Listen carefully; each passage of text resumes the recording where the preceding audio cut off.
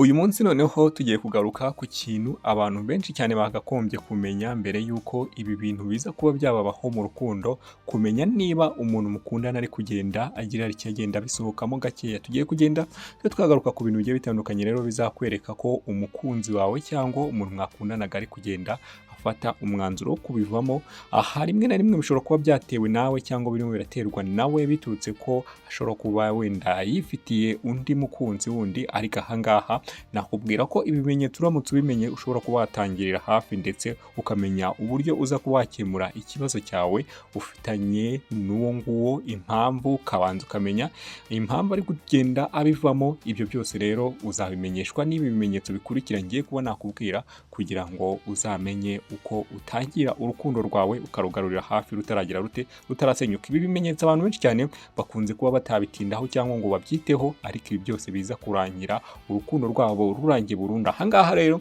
icyo nje kukubwira ni ukugira ngo nkurabure ubutaha, cyangwa nibiramuka bigiye kuba byakubaho, niba bitarakubaho uzamenye uburyo ibi bintu ushobora kuba wabyitwaramo ndetse urukundo rwawe urutangirire hafi. Reka ntangire ngusuzana no gushimira amaze gukora subscribe ku Ihozo TV, ngiye tugiye kubana muri iki kiganiro ndi turu.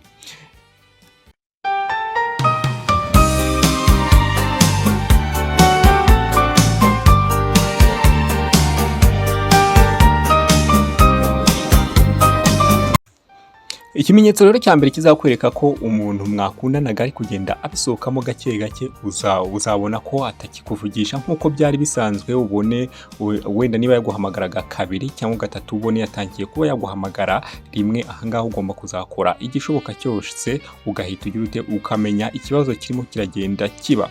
Ikindi kintu cya kabiri rero twagarukaho ni uko uzabona atagishishikajwe no kukubona ngo umubwire ati wenda sheri ndashaka ko duhura. Icyo gihe nyine uzajya ubona ameze nkaho atagize ate atabyitayeho. Ibyo byose rero ugenda ubona ibyo bintu nyine biri kugenda biba, uzamenye ko urukundo rwawe ruri kugenda rurangira gake gake. Aha ugomba kuzamenya aho biri gupfira ukagira ute ukagarurira hafi.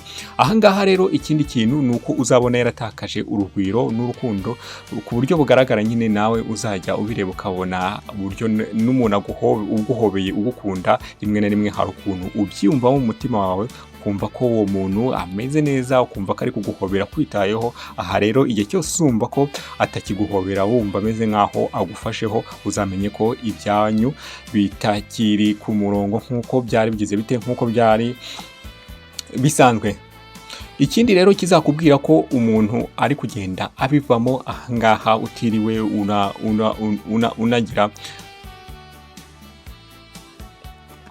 unabyitindaho cyane. Ahangaha uzabona atakitaye ku bibazo mufitanye. Niba wakoze nk'ikosa ubone ntakabyitayeho, ntagashaka kukujajinga, ntashaka no kugwana, ntashaka ko umuntu abivugaho, we n'ubundi yamaze kuba yagira ate, we n'ubundi arasa nkaho umutima we yamaze kukwanga. Ahangaha rero ikintu cya mbere, wenda mbere yuko dukomeza n'ibindi bimenyetso, ni uko ahangaha uba ugomba kubanza kumenya mbere na mbere iki kintu kirimo kiratera ibi bintu ni ikihe, kuko urumva tumaze kuba twavuga ibimenyetso bisaga 4 byose. Ahangaha turagenda n'ubundi dukomeza n'ibindi, ariko urumva ko ibyo bintu byose n'ubundi uba ugomba kubinyuramo ukagenda ubibona ukavuga ati se bimeze bite, ese byagenze bite, kuki bisigaye bimeze uko nguko. Ikindi kimenyetso wenda twakomeza n'ubundi dukomeza n'ibindi, ahangaha n'ubundi uzajya ubona arakara mu buryo bworoshye. Nyine ubone ko ari kubera ko ashaka ko mutandukana mu buryo bwa burundu cyangwa murekana.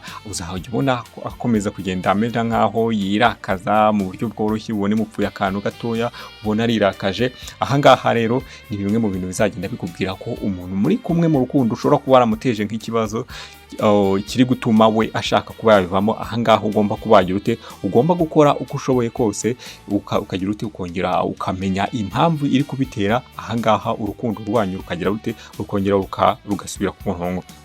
Ikindi kintu kizabikubwira, uzumva niba yarakubwiraga ati sheri noneho uyu mwaka ndashaka kuba nakora ibi, akakubwira ati wenda uyu munsi ndakora ibi, muri iki cyumweru nzakora ibi. Ahangaha noneho uzumva ibyo bintu byose atakirikira ate atakibikubwira, atakwitayeho. Nyine nimuntu avugana wumve arakubwira ibintu biri aho ngaho bisanzwe, nta kikubwira nyine iyo migambi ikomeye yo kuba mwagira mute, yo kuba mwakomeza urukundo rwanyu. Ahangaha intego ya mbere mba ndi kubabwira iki kiganiro ni ukugira ngo mumenye uburyo mugomba gukurikirana ibibazo biri mu rukundo rwanyu, rwanyu ukamenya ngo niba ibintu bitangiye kugenda uku nguku byanze bikunze hari ikintu kigira gite kirimo kiragenda kiba ahangaha ugomba kuzahangana nabyo kugira ngo uze kuba wabikemura hakiri kare bitaragira bitarafata indi ntera niko wenda navuga.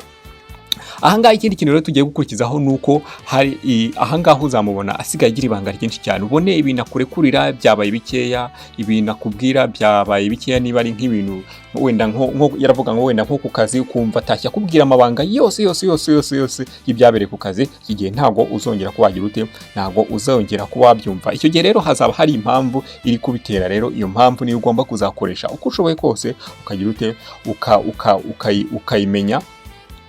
ukayimenya nyine kugira ngo uze kubagira ute, uze kuba wayikurikirana kugira ngo urukundo rwanyu rusubire hehe ku murongo. Ikindi kintu rero nuko yumvikana nk'udashishikajwe n'umubano wanyu. Ahangaha rero nubona hasigaye agaragaza ko adashishikajwe nuko muri kumwe, ukabona nta byitayeho, ukabona murimo muraganira yibereye kuri telefone, ukabona arimo aritaba abantu buri kanya, ukabona uburyo akuganiriza ameze nk'aho wamutinjije kuba wagenda, ibisubizo arimo araguhereza ni bike cyane mu gihe muri kumwe.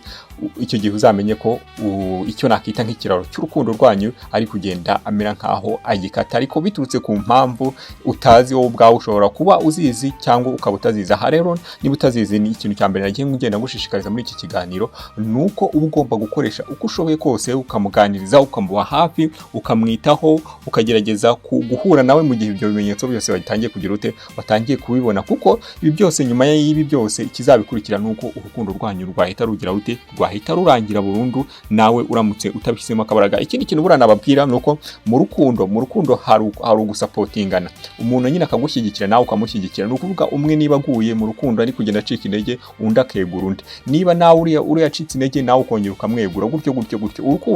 Urukundo ntago ari ikintu wenda ntago ari ikintu cyoroshye ku buryo umwe niba aguye undi amwirengagizaho, ugomba kumwegura nyine ukamugarura mu rukundo. Ni nka buje, hari abantu njya mbona batanga urugero rwa buje. Urabona buje imwe iyo uyifashe ikongeza indi, yamara gukongeza indi kandi zose ukabona zigira zite, zirimo ziraka urumuri rumwe. Urumva iyi mwizimye ya indi ifatisha indi yazima ya indi igafatisha indi. Nuko nguko rero n'urukundo ruba rugomba kuba rumeze, niba umwe yaguye undi akegura undi, gutyo. Niyo mpamvu rero uramutse ukundanye n'umuntu utagukunda, bya bindi nyine wenda hari nk'ibintu runaka agukurikiyeho, wenda nyuma yaho yamaze kuba yabibona, icyo gihe nyine bishobora kuba byagira bite, bishobora kuba byagorana ko ari buze kukwegura mu gihe wowe umeze nk'aho waguye. Ahangaha rero ikintu nyine mba ndi kukubwira cya mbere nuko mu gihe watangiye kugenda ubona ibimenyetso byose nakubwiye ruguru, nuko uba ugomba kugira ute, uba ugomba gukora uko ushoboye kose ukamenya ikibazo ahantu kiri gupfira kugira ngo uze kuba wagira ute, uze kuba wabisubiza ku murongo.